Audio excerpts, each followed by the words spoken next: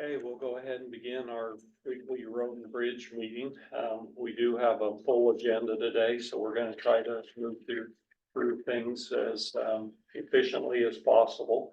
We'll go ahead and start with the findings of fact on the Mr. Egan side. So Austin, you wanna? Yep. So this was for an application of appeal of the Planning and Zoning Commission's decision to remove an off-premise sign advertising ice cream, which is located on a grain bin in a grazing G1 zone, because it does not comply with Bonneville County Sign Code Ordinance number 25423. Sign is located on the northeast side of Swan Valley Highway, US 26, and west of Stone Road in Bonneville County, Idaho. Property zone grazing G1 has been for a long period of time, has been used for agricultural purposes for a long period of time. The Bonneville County adopted their original sign code ordinance on the 8th of October 2003. They amended that sign code on the 11th day of August 2004, and then amended it again on June 21st of 2023. In all of those amendments, and since the beginning of time, the sections that the violation was is 4, 7, 18, and 36, though they may not have been the same section numbers. They've all existed since the original adoption of the code in 2003.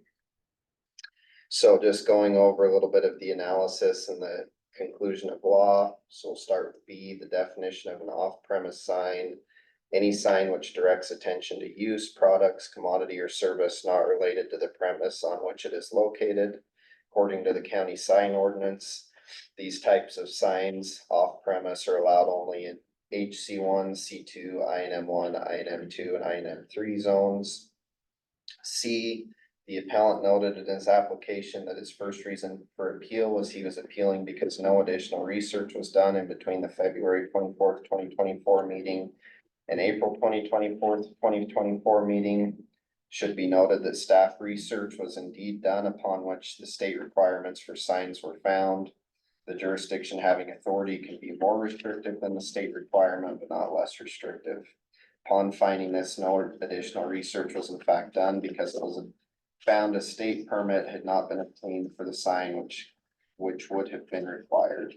It is the opinion of the board that staff was thorough in their research and did follow the directions of the Planning and Zoning Commission. D just reaffirms that the sign is in fact a violation of 4, 7, 18, and 36 of the ordinance. E through H goes through and explains the reasons why it is. I addresses what was brought up in the hearing about freedom of speech. The appellant argued that the sign is in fact a freedom of speech sign and gives business to all of the 4 businesses in the general area that sell ice cream. It is the opinion of the board that because the sign has a specific distance associated with it, as well as color coordination with the sign located at the premise of the ice cream store, that it is in fact a sign used for off-site advertising. It's not merely a sign making a free speech statement. Further, it should be noted in the hearing that the applicant was asked by a board member if the sign was not advertising, how the claim that if he takes the sign down, he will be out of business in a year is applicable. The appellant stated that was a good point. It is the board's opinion that if the applicant has stated removing the sign will significantly decrease his business, the sign must in fact play a significant role in advertising the business. And then lastly, I'll just go over J. The appellant argued that the sign, that given the history of this sign and the county making him remove his temporary signs in 2015 and 2016 at the same location, and this sign being in place since May of 2017 with no contact from the county regarding its non-compliance until August 1st, 2023, that he knew the sign was in compliance. It is the board's determination that any violation of a county ordinance, regardless of its time of existence, will still be considered a violation unless considered a non-conforming use per section 1201 and 1501 of the Bonneville County Planning and Zoning Ordinance.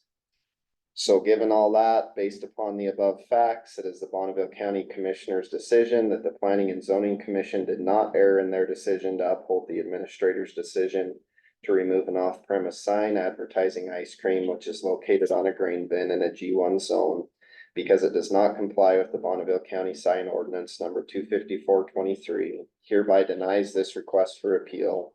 The sign must be removed within 45 days of the date of this decision.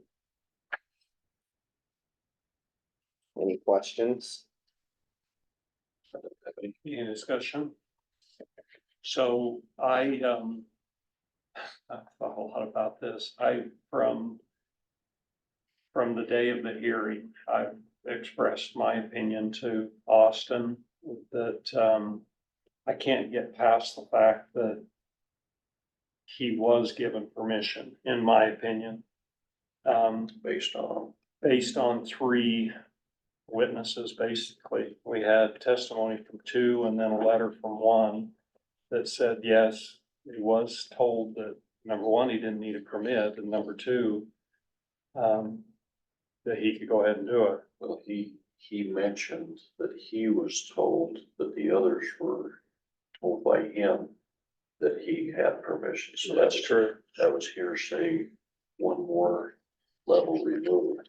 He was the only one that directly heard it, and, you know, aside from that, rules of evidence don't allow hearsay, only with a few exceptions. This doesn't fit into any of the exceptions for allowing hearsay evidence. That's why I gave you my input the way I did.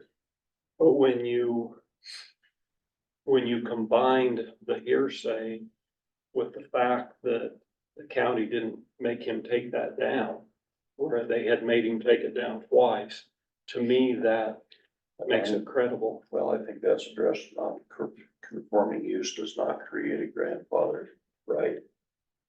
You know, just because you haven't been caught, that doesn't automatically make it legal. That there's no standard for that. You know, I mean, you're welcome to. no, I understand that, and I wanna clarify.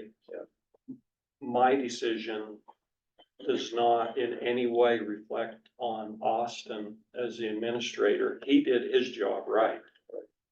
He's required to follow the ordinance, and he did his job exactly right. And so, you know, the claim in the beginning that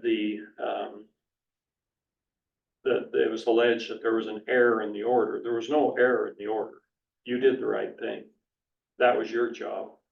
I feel like my position is a little bit different as an elected official, that, you know, I'm here to represent the entire, and I think I have a little bit of leeway to interpret it a little differently. So that's where I'm gonna be at on this, and also I respect you guys' position.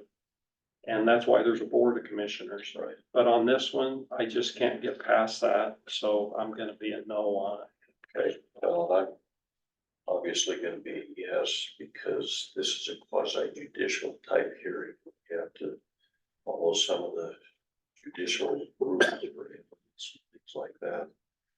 So you don't set precedents that have no basis in statute. That's what I'm afraid we do. So I would make a motion that we approve the findings. For that, I discussed this with Austin, I haven't discussed it with either of you, but there have been several instances where we've faced the same issue, where previous planning and zoning director gives verbal that yes, it's okay. Alleged. In some instances, alleged verbal. I have personal experience that he did this, where he said, no, that's okay. Well, And then I find out that this is not. in this, So- case, he wasn't able to document it.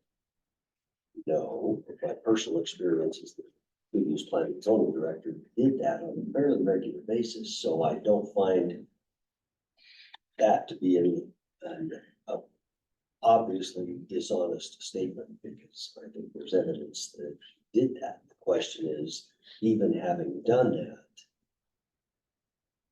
because he said that, now we're under different set of, you know, a new planning and zoning director who's following the rules and doing the things that he should do. And I just want to make sure that in doing that, we're doing the right thing by following the rules and enforcing them, even though somebody in the past didn't. Yeah. Well, and I think that's addressed well in E of the finding when it talks about the phone conversations, the alleged that they called and got permission, and basically the end statement says, if in fact this communication did happen with David Stratton, it comes from a county employee without authority to alter county or state procedure. And you're at a whole different level here because there's a county ordinance, yes, that negates the sign, but there's also a state requirement for a permit, which was never achieved. So a county employee can override a state ordinance and say, you don't have to get a state permit. Ultimately, that's what I go back to, is that there was not any timely state permit issued for the sign, and I find the violation of the state rules. And I think that supersedes ours. So I would, second Roger's, motion. Okay, thank you. We have a motion and a second to, approve the findings and, agree with the conclusion. All in favor? I, Okay, thank you. are you going to be opposed? I'm gonna be opposed. You need to state that, so we'll get it on the next. Okay. So, Probably won't get anywhere.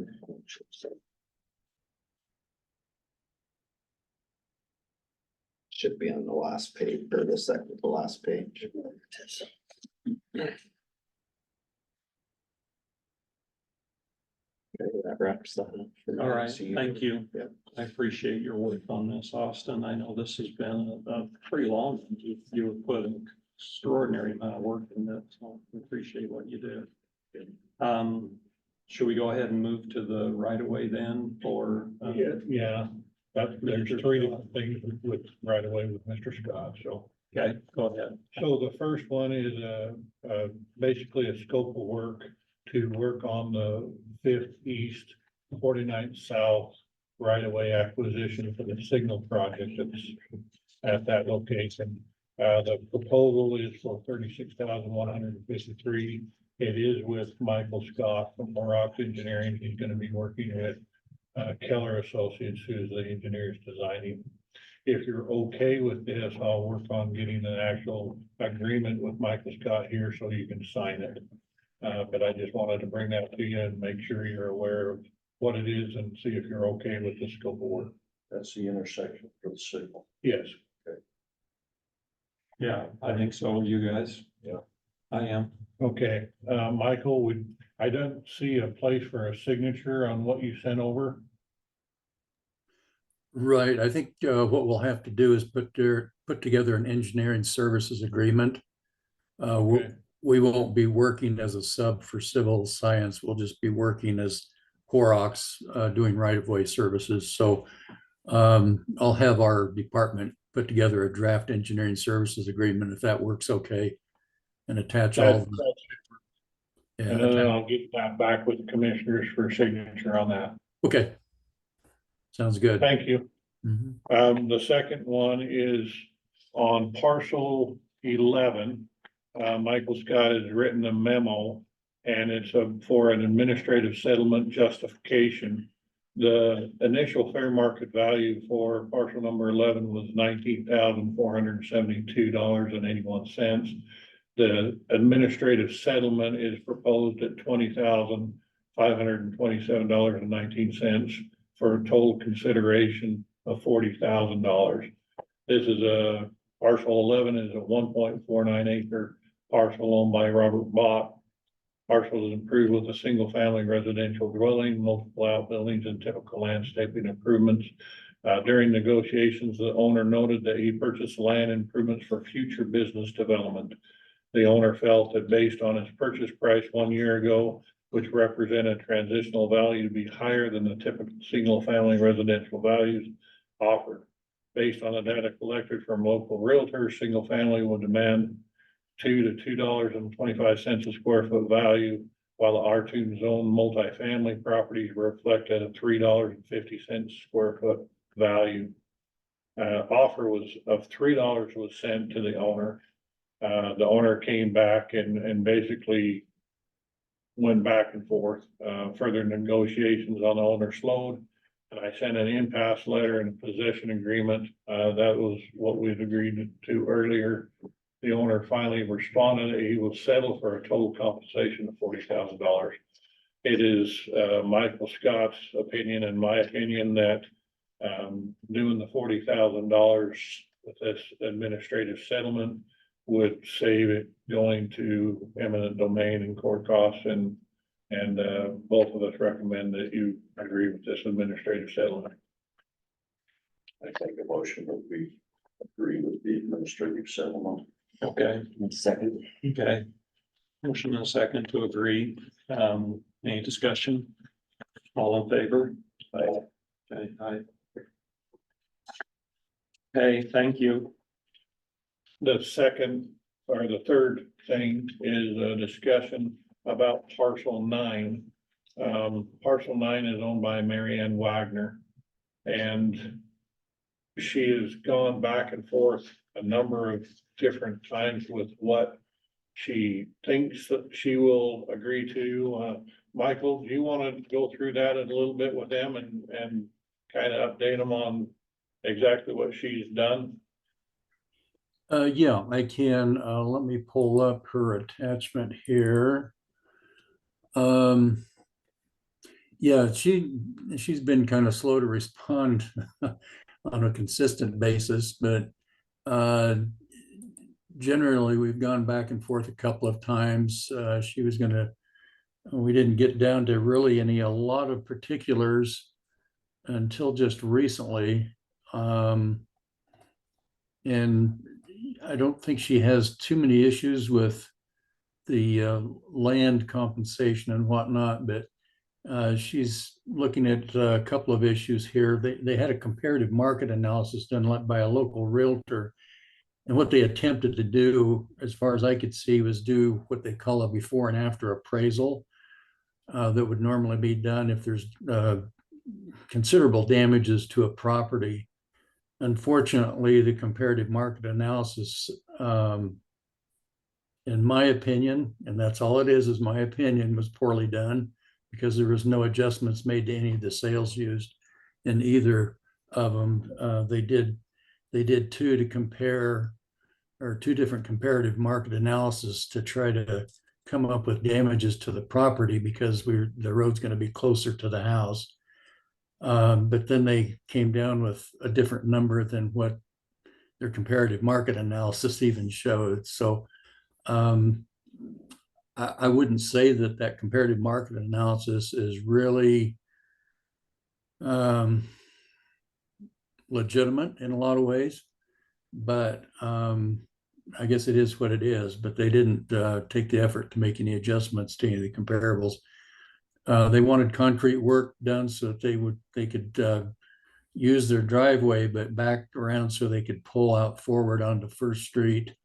That cost was $16,650. They wanted a privacy fence, which was it came up to $53,030, and it's a 8-foot. I think it was described as an 8-foot concrete wall. So it sounds more like a noise wall, basically, is what it sounded like. And then they were fine on the sprinklers.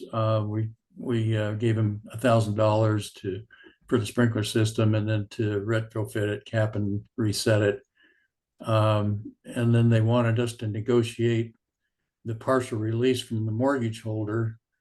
With the mortgage they hold on the property, they wanted us to negotiate that with the mortgage company that they would get what amount that they would get back. But that's not between the county or me or anybody else.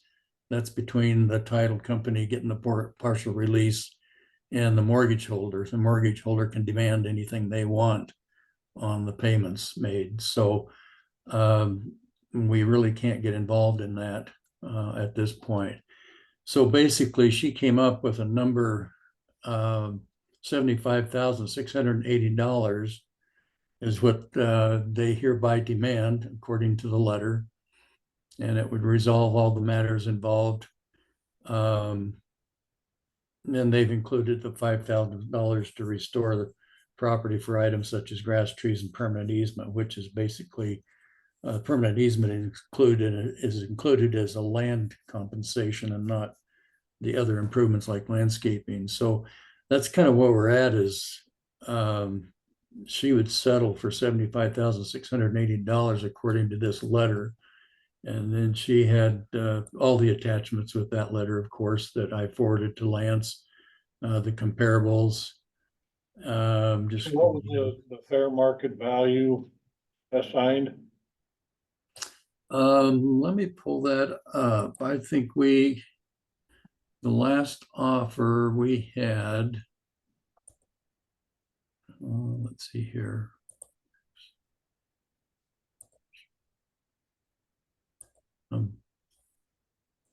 Sorry, I didn't have this up. Let's see, we've got a revised contract as of February 27th.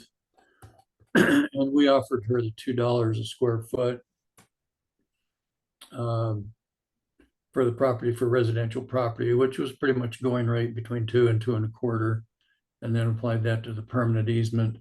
Let's see, there's another contract here. I gotta find the right one. We had 2 revisions. Yeah, this one, we had a total compensation of $22,763.97. And that was at the $2. We offered 22,000 and she wants 75. And most Yeah. of that was. And a lot of that is that wall that she wants to put in is 53 grand. Which we're not gonna do for Yeah. one. What's the balance on the other? If you take out the sound wall? Well, if you 75 minus 53, It's our offer. that is pretty much our offer. That's pretty much what Pretty we're close. offering, yeah. It's true. Well, and I've worked a lot of these projects where they put in sound walls, but they have to be continuous and they have to be for a long distance without any breaks for them to work. And she wants a gate put in on this wall and it just, technically it won't work. No, we're not gonna. I remember the discussions on Sunnyside Road, with the sound walls. Yeah. And we could go back and maybe offer a privacy fencing like we've done on Hockma's property. They just wanted something to privacy from the traffic and the roadway and stuff. Much would that be? How Pardon much me? was that? How much was that? I think we paid him $7,000. I would probably have to get an estimate on that. She's got 185 foot of frontage on her property.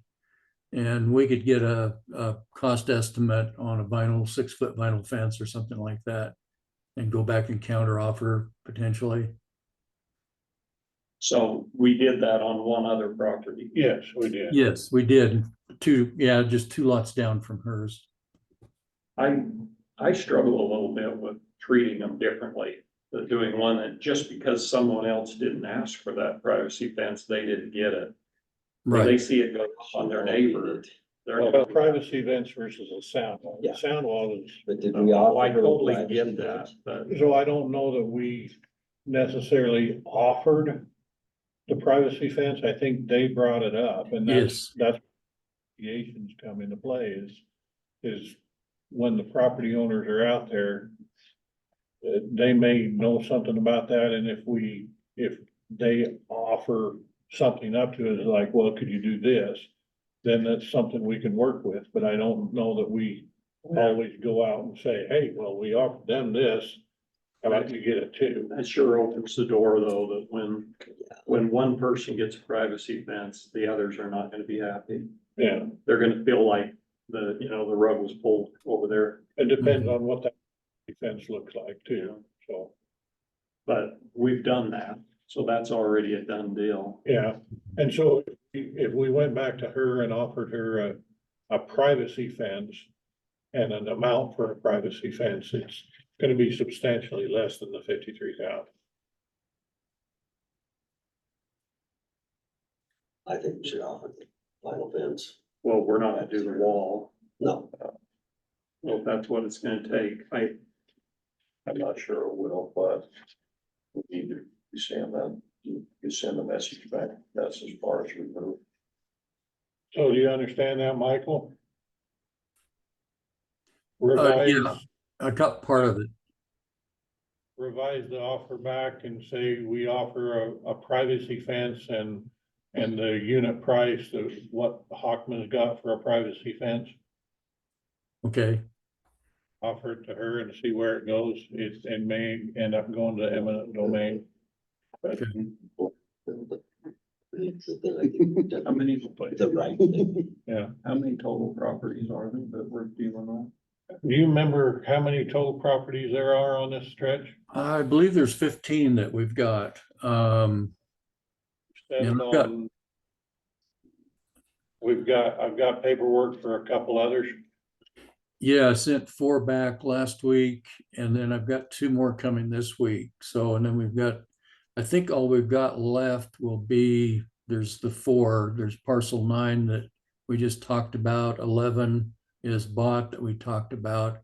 VDLT is parcel 15, and she sent me some stuff last week, but again, it was comparables. They wanted $9 a square foot for R2. That's where the 4 fourplexes are on the south side of First Street. And they didn't send any of the comparables, so I asked her to send more information on that. And then we've got the Hess property. And the Hess property, yep. There's 4 that are outstanding, basically. The rest are either on their way or already done. How do you guys feel about the privacy fence on, just if they ask for it? You don't have a problem with that? Since, you've got that room to negotiate instead of going to the cost of eminent domain, but beyond that, I think that's stretching about as far as I'm willing to go. Okay, Okay, all right. yeah, and I don't see any others asking for a privacy fence necessarily. Some of them want it left open. So you just Okay. don't know. Well, So, maybe that satisfies my concern. okay, All right, thank you. okay, Thank you, we'll Michael. follow up. Thank you. Okay, where do you want to go next? Let's do the notice of bid award. Okay, So I sent the 2 bids that we had from Knife River and HK Contractors to Forgoodwood. They did evaluate the bids, they went through it, they added up all the math. They do agree with the amounts that were on the bid and recommend award of the bid to HK Contractors for $1,847,390. And I have a notice of award here for signature. What was the other? The other bid was from Knife River was $2,020,034. interesting how that happened. Yeah. Make that motion that we would. Thank you. Second. Okay, all in favor? Aye. Now, the question is, since we're talking, opening a budget, we never want to factor that in when we talk to Chris. Yes, Because that should happen in this budget year. Should they start this? they may be able to start, but I doubt they will have much done before middle of September. Well, Well, just make sure. warm weather's gonna last until the middle of. Well, what I'm saying is, we get this notice of award back, they get the documentation, they have a couple weeks to sign the documentation and get back. We sign the actual contract, and then they have another 2 weeks to actually get going. So between all of that paperwork stuff, we're chewing up close to a month, and the budget cuts off September 15th. October 1st, you can still get it paved in there. Yeah, Right, Chris? we have been cut off by middle of September, so. Depends on if you haven't want been it cut this off budget or unless the you next go budget. through. The right channel. That's right. Because, you know, it's better to get it out of the Correct, yeah. budget. But anything you estimate is gonna go into next year goes into that list. Yeah, and I've got it on the list of the whole amount, so. I didn't know that we're gonna have much at all. by October 1st. I was hoping to do that before school started. Finish. Yeah, that's before not school gonna starts. happen. Okay, thank you. Where else do we go? Can we answer the one question first, real quick? And then I'll get with you on the budget opening. Well, coming up, got Mechanics. that work on. But happy asphalt it. We're not gonna plan on asphalt that. Whoever was out there said we're gonna come back and asphalt this, and I said, oh, I'm sure they're waiting until they do the stuff on First Street. On Amy Lane and Leroy, we weren't gonna put asphalt back into it, it was, we put an underground infiltration system in to get the water down in the ground. I think they were gonna maybe try and blade patch around that corner a little bit. Just around the corner. And like I called last night and said, gravel's starting to move, if they really wanna asphalt it, they'll have to move a bunch of gravel back. And I said, I'm sure they're waiting until they have stuff out there for First Street, but so I put them off a little bit. Put that on your Okay, so position. shovel patch. For them to take back, get it next year. So mechanic 2, we're gonna be proposing to move from grade 13 to grade 15. Mechanic 3 from grade 15 to grade 17. The welder fabricator to move from grade 15 to grade 17. And the shop supervisor to move from grade 17 to either a grade 19 or a salary position. Which I don't want, we have any teams in the county. I suggest probably want to go salaried. And he's got enough supervision authority to easy qualify for a salary. Yeah. That's the 17 to either a 19 or salary. You'll probably want to factor in, do they get a lot of overtime? In the winter, there's some overtime. In the summer, there's not as much. But you can do a lot with comp time and then taking it back off into That's salary. Well, salary doesn't get comp time, Right. They flex. But he can flex it, but you expressed to me that's difficult. it is difficult. The ability is there. The reality is it's hard. It's a lot easier to flex within a pay period than season. Yeah. Come up with a salary level.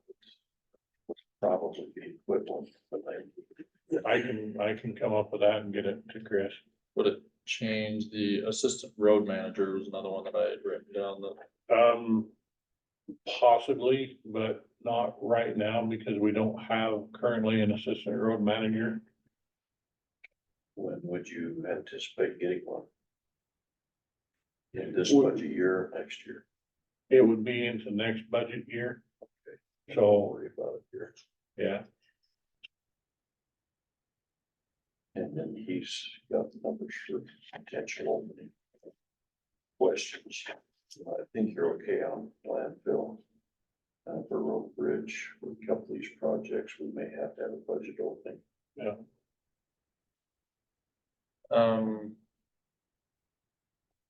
There's another position, or the one that we were going to add, the subdivision. Is that a truck driver or an equipment operator? Equipment operator. I couldn't remember, because you said you were gonna have a truck with a blade. Well, they could be in a truck with a blade or they could be in a, yeah, their equipment operator. That's what the other one is, right? I had put in equipment operator, and then yesterday when we were talking about it, like, yeah, maybe I screwed that up if it's just a truck driver. It was supposed to be Plow equipment blade. operator. Just shows that he's smarter. He's operating. Well, I don't know why I thought it was, I couldn't remember. And then right after this, if you guys can get together to figure out budget openings. Okay. And, Go for it. And he also got this email, I don't know if it's been taken care of from Weston, but it's subpoena, and that had something to do with you guys, I thought I'd mention it. I don't know if it got taken care of already, that's part of it.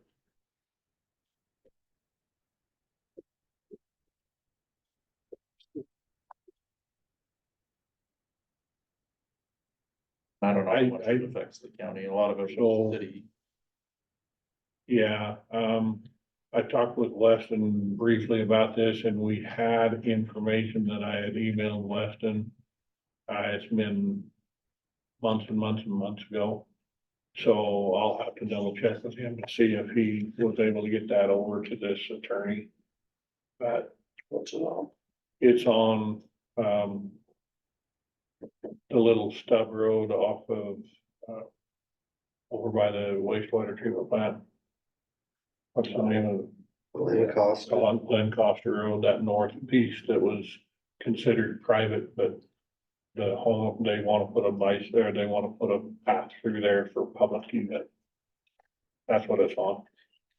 So, I wasn't completely sure. I got the email, but I don't know what it is and what they're asking One for. of the Putnam arguing about trying to find a way to block the city's imminent bike path.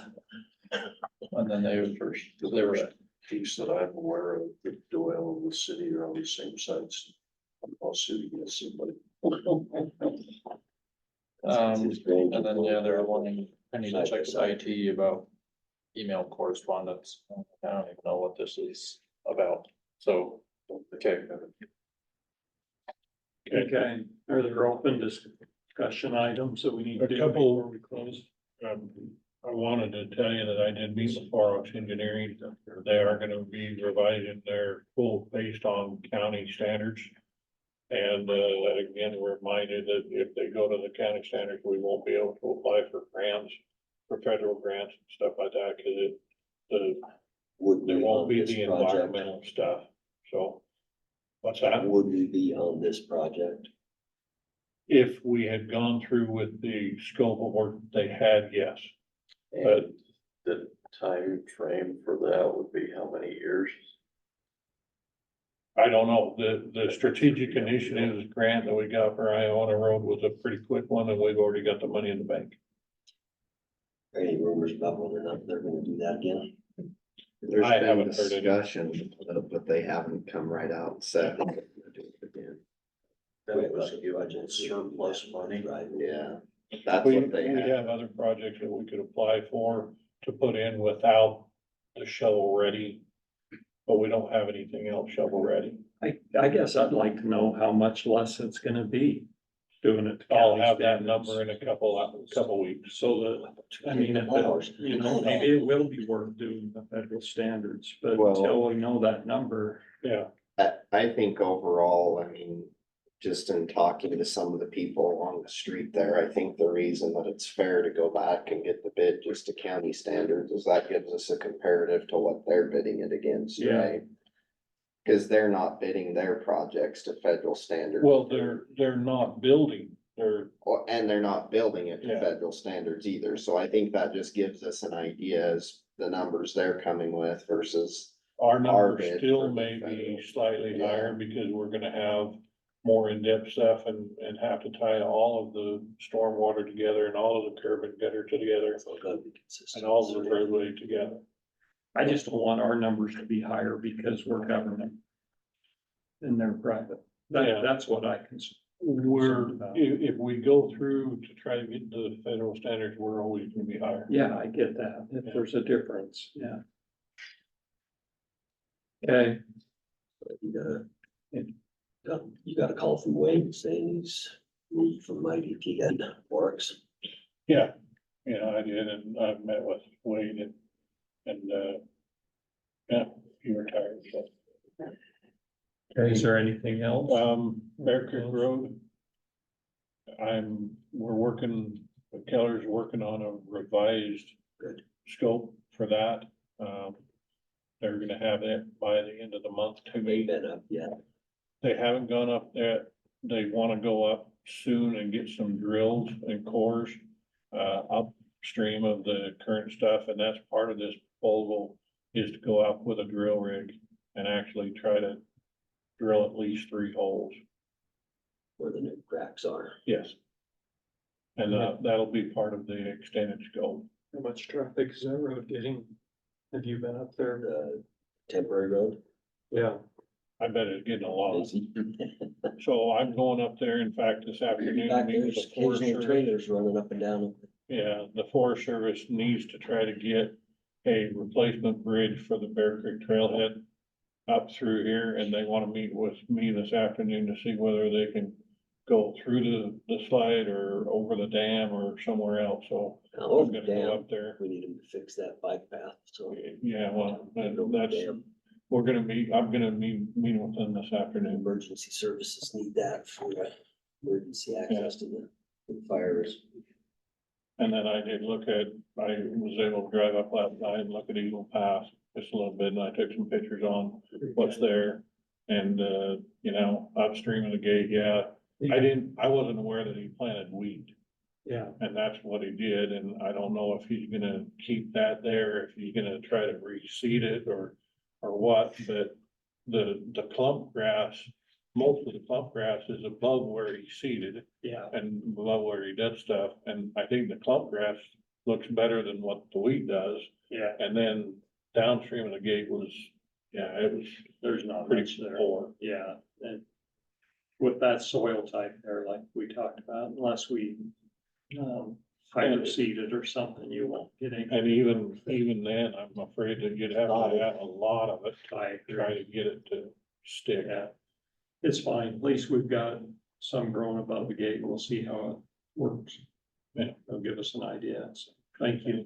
And then I checked out 115 too. That picture that he sent was 30 feet of the top.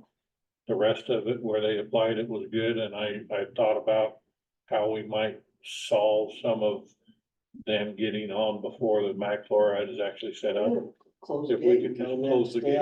48 hours. If we could 72 close it hours. for even 24 hours, I think it'll let's solve. go a lot. 72 and then we'll open it a day early and make them happy. We only want to close the room that Austin is on for 72 hours. That's true. All right. Is there anything else that needs before we close? Yeah, I was just thinking, on this, zoning decision.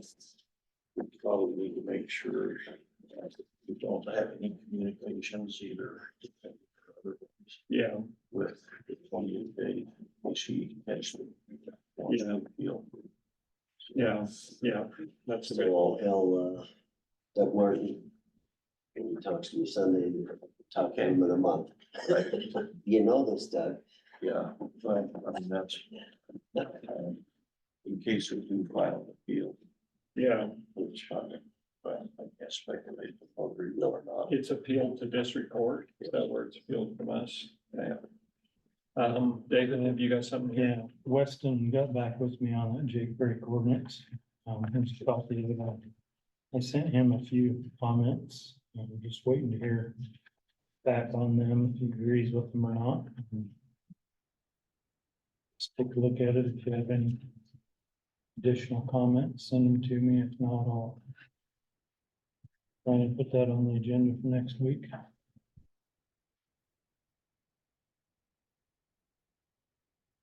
It's pretty much puts the ordinance in effect in areas of impact. Yeah, within a mile of city limits. City. So it doesn't necessarily follow the areas of impact, just the areas of impact are But yeah, specific the to areas, the mile. most of the areas of impact don't exceed a mile. Right. So from city limits, that's the way that they're designed. Or may not exceed it in the future. Yeah, I think it looks good. Where are we on? The act, Ag protection zone. I was just talking to, I've got an email thread going with the other counties right now. I've got my ordinance fully drafted. I've got ordinance to establish a commission and some bylaws drafted for the Ag Protection Area Commission. I just need to refine those. They'll go to P and Z this month.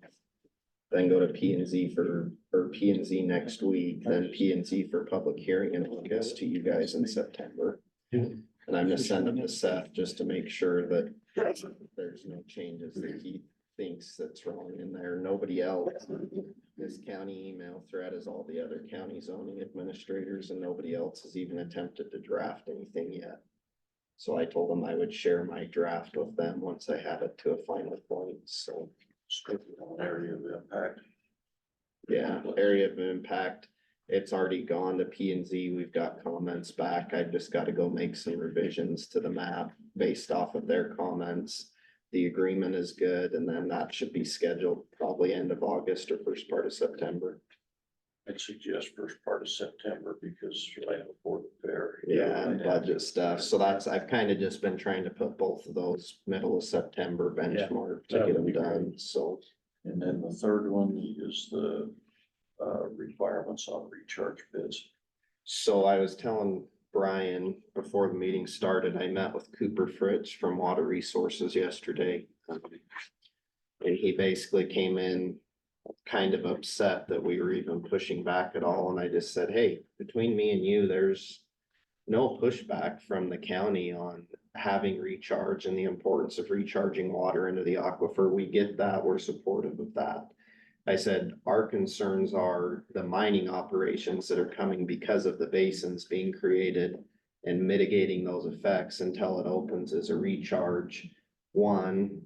And two is the potential flood of gravel to the market that is essentially stimulated by the state because they're funding these pits. And he's like, oh, I didn't even think of either of those things. He's like, you're totally right.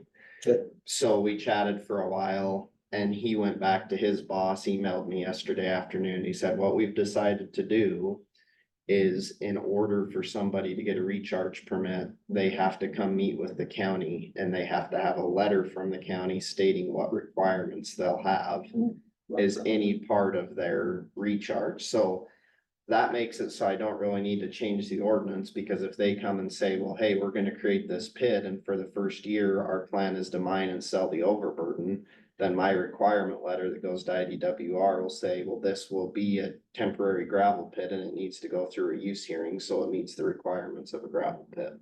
So they were really good about it, and I think that pretty much addresses that problem. And he said, we won't issue any permits until we have a feedback letter from the county saying what the county's requirements are. What about the ones like on Riley Highway that's already underway? Big, huge pile of dirt. And I told him the same thing. He said, what do you want me to do about Progressive? And I said, well, if they want to sell that gravel and continue to mine the way they are, they have an active mining operation, so they need to come go through a use hearing to have a gravel pit. And he's like, okay, I'll pass it on to him. So he was really understanding and said, that makes perfect sense. Thanks for meeting with me. We haven't even thought about this. So I think we'll be good there. Good. How many members are on the board for the ag protection? It can be 3 to 6. Okay, So you have to have 3, but you can have up to 6. so you've already got enough to fill the 3 or suggestions. There's some names, suggestions, yeah. So Okay. until we actually adopt the ordinance establishing the commission, that's when we'll actually be able to appoint. Okay. So basically, all 3 of those documents, the ordinance that will go in our zoning ordinance, the ordinance establishing the commission, and then the bylaws will be adopted the same day, and then we could start appointments that day. I don't think, correct me if I'm wrong, but there would be anything wrong with you reaching out to some, hey, we've got this coming. If the commissioners approve this, would you be willing to serve on it? And we have some names that are already. Yeah, and I had 3 or 4 people who have already expressed interest to Okay. it, so Okay, I think as long as we can get the 3 to start, we'll be good to go. okay. Anything else? And my thought is on that, that we were thinking through that, and what we're thinking is we'll probably just do them the same night as our P and Z hearing, but do it earlier in that evening. Oh, yeah. Just so we don't have 2 separate nights that we Yeah, have to for have staff, staff and all that stuff, so. Is there one more thing, David, here that you Yeah, this, just a couple pictures showing you a parcel that, is county owned, that I think we're proposed deeding to the city of Yukon. This is in reference to that Carl Day letter and what's happened before on out there on that 105th north. Yeah, So that we don't have to fix the road up. Yeah. we did this. We did the other part of it. Good with that, I'll bring you a quick claim deed next week. Okay. All right, thank you. We'll go ahead and close the